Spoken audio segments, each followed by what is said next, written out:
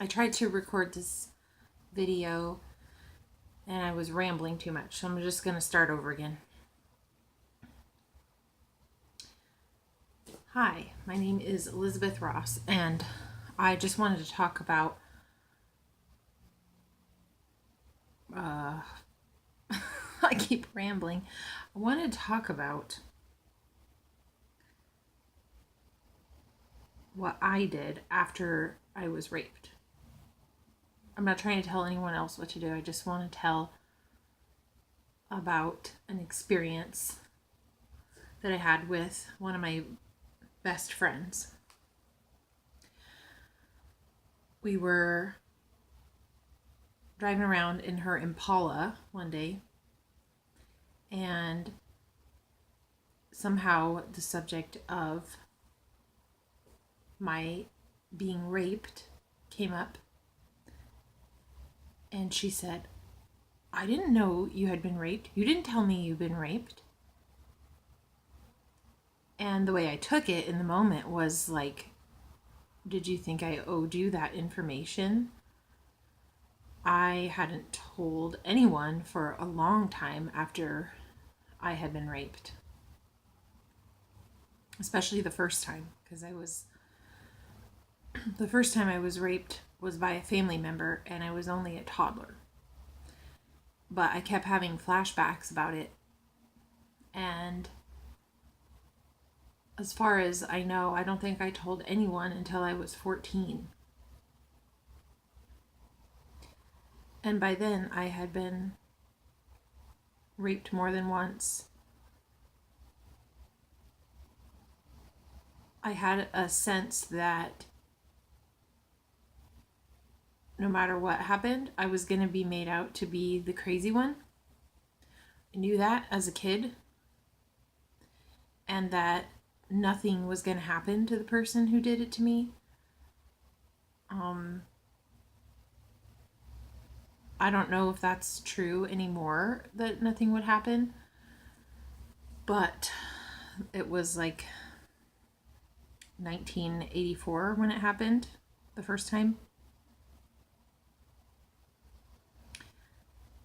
So hopefully a lot of things have changed since then. And I'm not talking about anyone else's experience or what's going to happen to you or anything. I'm just talking about how I felt and what happened to me, how I dealt with things, how I chose to deal with things. And it was a conscious decision, but it was also made out of a lot of fear and shame at the time. The thing that I warn my kids about now, and as far as I know, neither of them have ever been raped, and they're hitting their teen years now. So I'm pretty happy that I think I've protected them, but I don't know, because also I never told anyone. My parents probably thought that they kept me safe, and I didn't tell anyone until I was 14, I don't think. So,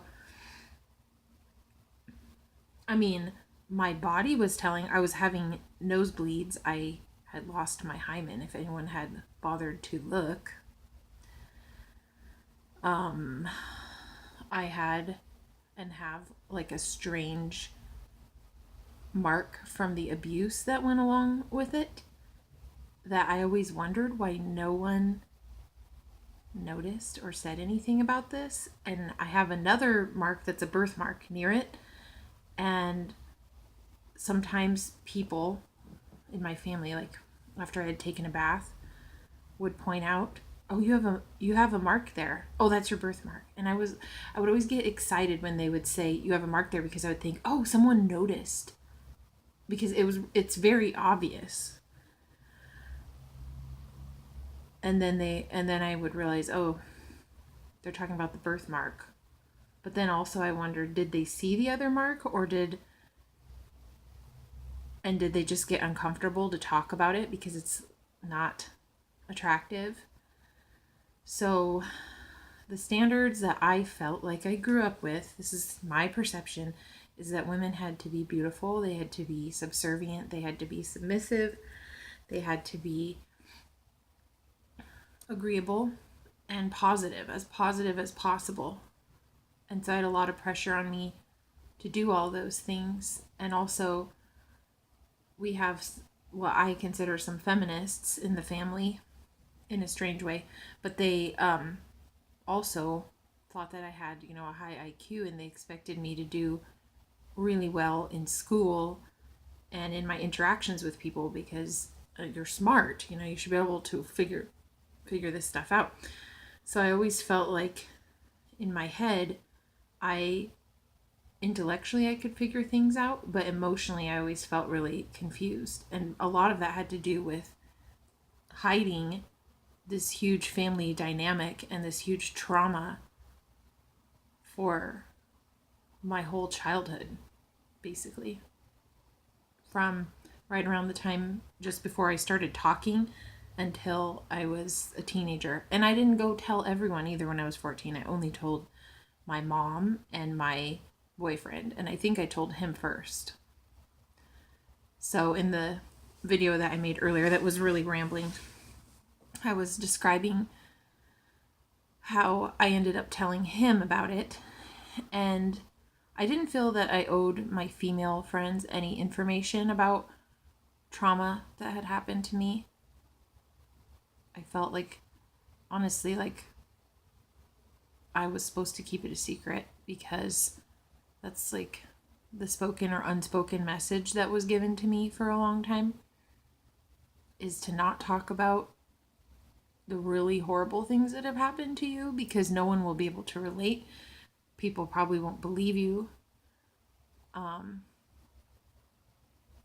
And you're going to be made out to be the one who was in the wrong. So honestly, like, what's the point?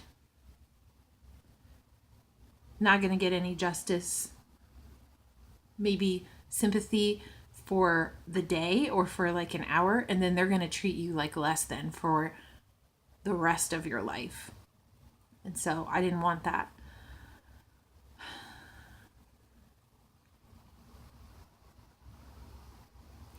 So, but I did feel that I owed it to my boyfriend to tell him because we were engaged and he wanted to start becoming intimate. We were only 14 at the time, or I was 14 and I think he was 15 or 16. And or maybe I think he was probably 15. Anyway, I trusted him enough to tell him. First of all, he was very understanding and sympathetic, and like he had been through hard things in his life, and his sister had been through hard things. His sister is like 8 years older than him, and I felt like maybe he could understand, but also that he should know, because I also wanted to be intimate with him. Well, I wasn't sure if I wanted to, but I thought eventually we would if we're going to get married and everything. And I figured that he should know that I don't think I'm a virgin, because I'm always having these flashbacks of my virginity being taken away as a toddler by my grandpa.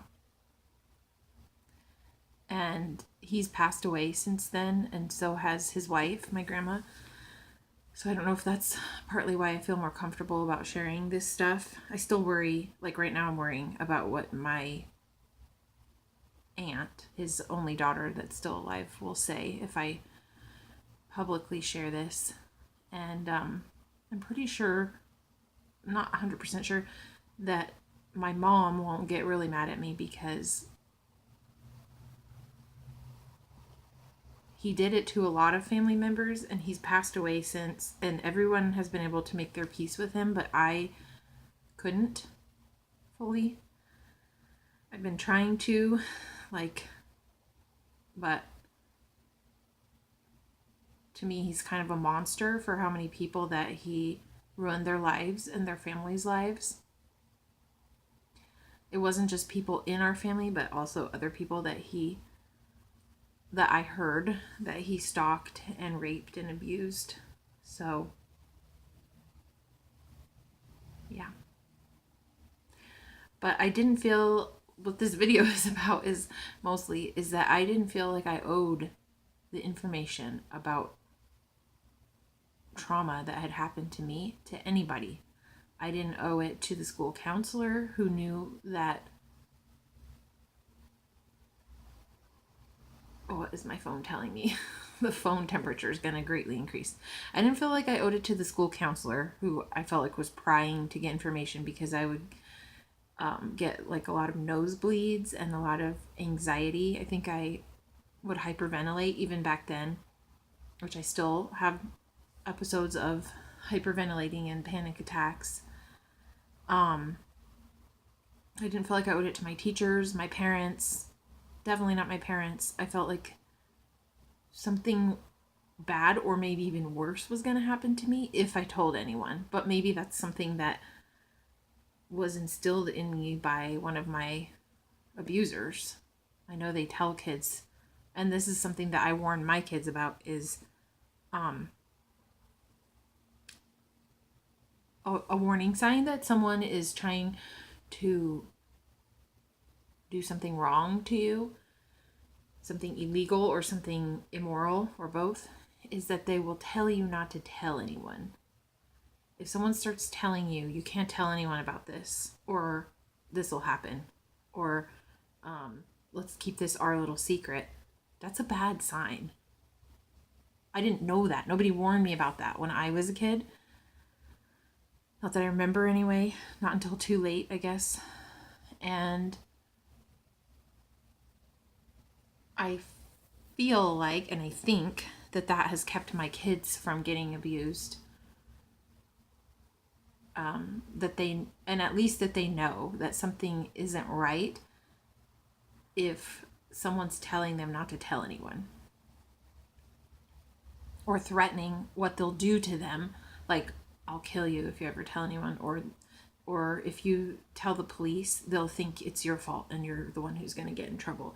And sometimes abusers manage to make those things happen, you guys. That's why those threats are so scary, is because abusive people and narcissistic people find their ways into high positions, like president, elder, deacon, police officer, minister, dad, uncle, grandpa. They like positions of power. And for me, a lot of the fear is of telling when things aren't going right, is wondering, does this person who is abusing their power over me have a buddy on the police force, or a buddy in the government, who will, no matter what they do, get it written off? And my phone just gave me the same warning again. Okay, it's increasing the phone temperature. Do they have a buddy who's going to get them out of it? Who's going to make you look like you're the liar? Who's going to make them able to keep their high position, and like, you're not going to get, the fear for me was like, I'm not going to get justice. I'm not going to, oh, I think I already said all this. Anyways, the point of telling someone, right, if they were going to be supportive, is that they would listen to you. They would hear, someone would hear your side of the story. We didn't have this level of vlog of we didn't have like the same kind of social media in 1980s when a lot of these things were happening to me. And I didn't have a way to share my story that I felt safe and like I could get the whole story out, and like anyone was gonna freaking care or help me, or help me. I wanted to get counseling. I wanted possibly medication to help me with the anxiety and the depression and the confusion, the pain, the physical pain. You know, a thorough medical exam would have been nice. And just very sympathetic people who weren't gonna like abuse me more. I'm gonna pause this because my neighbor's out there. And I know for some people, I don't know for me, because I've never been able to get any kind of justice. There's been 6 people who raped me. There's been at least 14 people who have molested me and also used like sexual harassment in the workplace, in the school environment, in my places that I thought it was safe, like friends' homes or my home. None of those people have really come to justice, but I don't know what justice would look like either. That's the thing. I'm not all about meting out justice. I thought that the adults knew best and they knew how to take care of these situations and make sure it doesn't happen to anyone else. I think that was the main thing I would have wanted, is to know that if I had told the right person, if I knew who to tell, that they would make sure that the abuser could never do that same exact thing, or really anything abusive like that, to anyone else. But I have never felt that kind of justice, and I don't know what it takes to like rehabilitate a person who would think that it's okay to rape a toddler, or to invite their employee who is not even 18 over to their apartment to drink with them. And I'm sure what my first boss wanted was sex, consensual or not. I felt that. I ran away from that. The best sense of justice that I've ever had, and the thing that made me feel the best in the moment, the way of dealing with a rapist or an abuser or a molester or sexual harassment person, is to get away before they could actually perpetrate whatever their end goal was, to escape, and also to warn people quietly who might be affected by them, like my other cousins, my fellow employees in the case of a boss, other students in the case of something that happened at my high school. Quietly warn people, don't make it a big public thing, and just manage to stay away from that person from then on. That's the only thing. And also I was actually like pretty much against telling anyone in authority because of the whole narcissistic cronies thing, if that makes any sense to anyone who's watching this. Okay, let me gather my thoughts. I'm gonna pause. Okay, I decided I don't really want to say anything about the justice system and how things are meted out. I feel like people like Rose McGowan and